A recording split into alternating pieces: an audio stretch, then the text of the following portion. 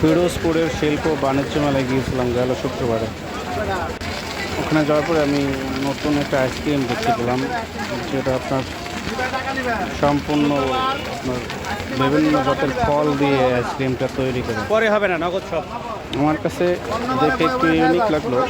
এটাকে অবশ্য দেখেছিলাম অনলাইনে, কিন্তু এভাবে সরাসরি বাস্তবে দেখিনি। দেখার পরে খাওয়ার ইচ্ছা জাগলো।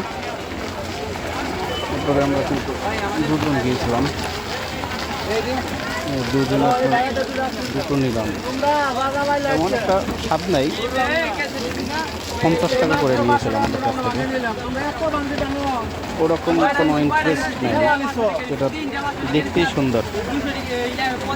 এই যে দেখুন, ফলগুলো ব্যালেন্ডারে দিয়ে জুস বানিয়ে, এই যে ড্রামটা দেখতে পাচ্ছেন, এই ড্রামের ভেতরে বরফ আছে। এটা আপনার মোটরের সাহায্যে ঘুরতেছে, আর এই ড্রামের উপরের অংশে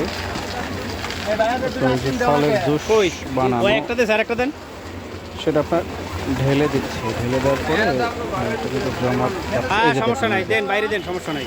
যে আপনার ফলের জুসগুলো ওই যে এটার উপরে দিচ্ছে, আর কিন্তু ঠান্ডার কারণে জমাট বাড়তেছে।